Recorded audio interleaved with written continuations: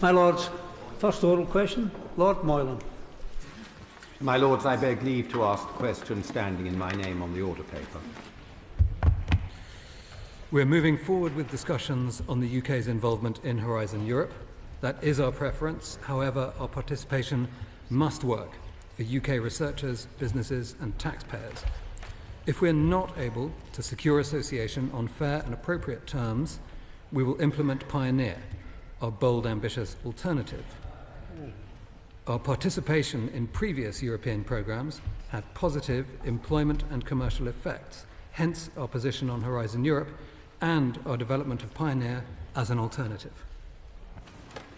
My Lord, since my noble friend is obviously struggling to answer the question and quantify the benefits to the economy of our former participation in Europe, in Horizon Europe, can you explain why the government appears to be so keen to rejoin?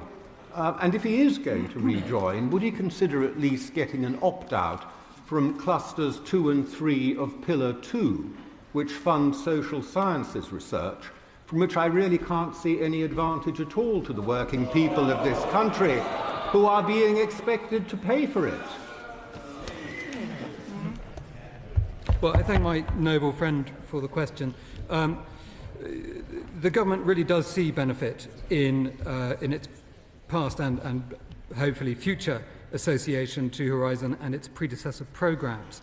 So analysis of our participation as a member state on that occasion in the previous framework programmes found that UK participants received approximately €7 billion in Framework Programme 7, which that represents 15.4% of the total awarded, which exceeds what would have been anticipated purely on the basis of our GDP share by 16%. In terms of the pillars we would actually join, I do note that under the terms of the TCA, we opted out from the Pillar 3 equity fund, but otherwise elected to join all of the remaining pillars, and those are the terms under which we continue to seek association today. Does the noble lord accept that the main benefit that universities see in Horizon is the potential to build close and lasting partnerships with institutions on the continent for which there can be no domestic substitute, and it is from those partnerships that the benefits which Lord Moylan inquired about flow in great measure? Indeed, and the government recognises very strongly the benefits not merely of collaboration with the EU 27, but globally. The range of benefits includes not just academic benefits, but the ability to build our R&D capacity, employment effects, commercial benefits, of course, and leverage in additional investments as a result of the research. My Lords, does His Majesty's Government have any other metric for assessing the benefits of membership of Horizon Europe beyond the purely financial that the noble Lord Moylan is looking at? Already we've heard about patterns of cooperation.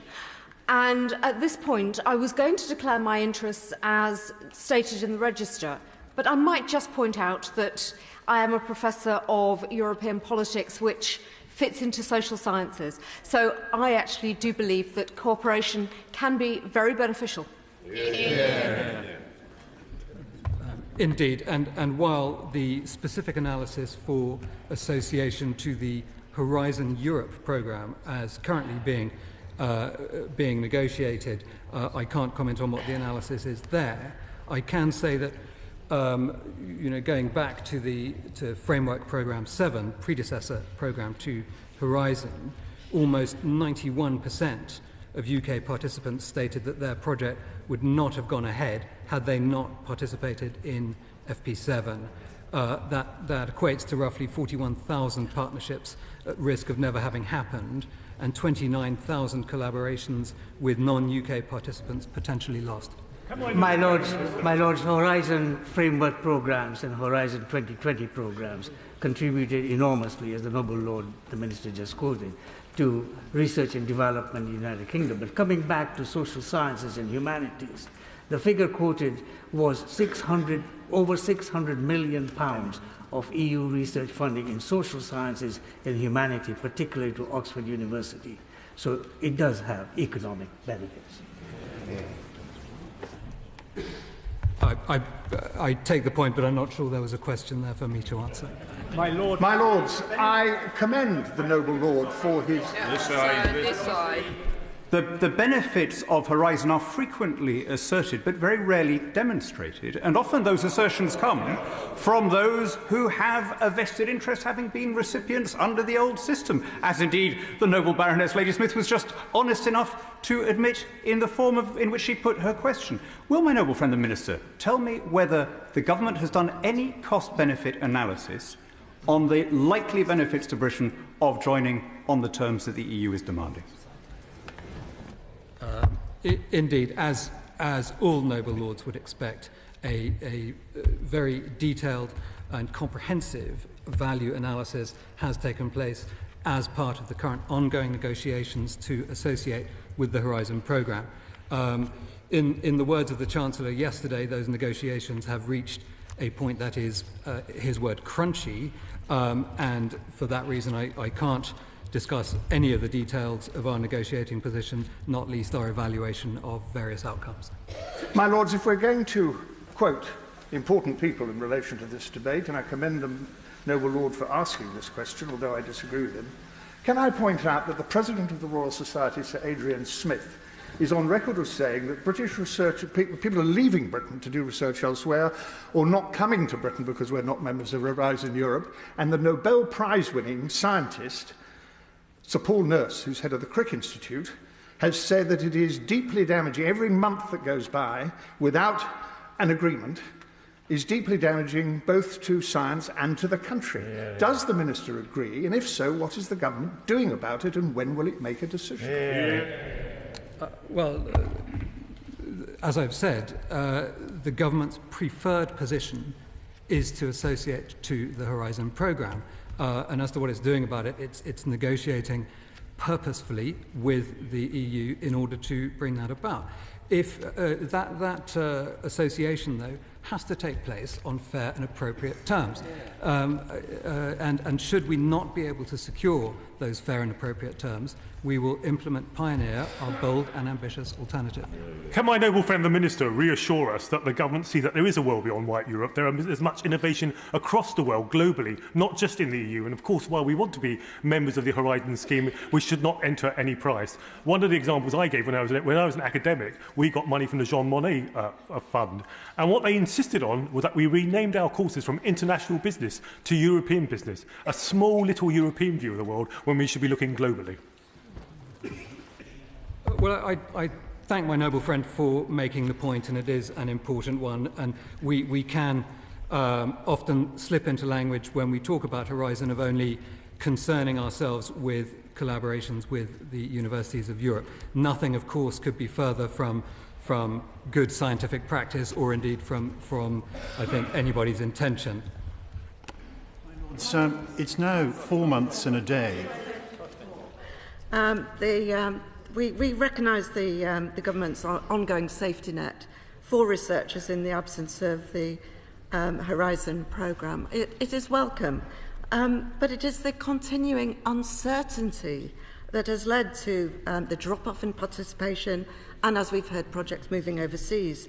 As a member between 2014 and 2020, the UK received a disproportionately beneficial amount of funding, leading to ready-made routes into and established funding streams into a whole range of projects covering heritage, AIDS vaccine, autonomous vehicles, aerospace manufacturing, noise pollution. This is urgent. Can I ask the noble Lord, the Minister, please, when can we end this uncertainty, and can we have a clear route to the decision-making process that is needed? Well, my Lords, I would like nothing more than to give a definitive date by which a decision would be made one way or the other. The negotiations are, as I say, ongoing at a mature stage. They are ongoing with purpose on both sides. More than that I can't say for fear of prejudicing their outcome. It's now 4 months and a day, and I must say the urgency has been rather absent in the various remarks of the government, and I support that comment. What I would say is that this is a straight argument about money, and if one tries to amortise this amount of money just over one horizon or over one and a bit horizons, you come up with a difficult analysis where it looks very expensive. If you try and amortise it over a larger number of horizons, several horizons, you suddenly realise, and this applies to both parties in this negotiation, that one is arguing about a row of beans. And perhaps the Noble Lord the Minister could give us some comfort that at least the British side is seeking to amortise the costs of the money that's involved over a number of horizons, and that therefore it itself is beginning to see that this is not a very large amount of money we're talking about. Yes, I think I very much take the point that scientific research does not take place over intervals of 7 years, but is a long-term undertaking and important endeavour, and certainly the government's thinking is very much aligned with that. I hope that my words can convey some of our sense of urgency, but of course in the negotiations we're in, we can't set firm deadlines. Second oral question, Lord Snape. My Lords, I beg leave to ask the question standing in my name on the order.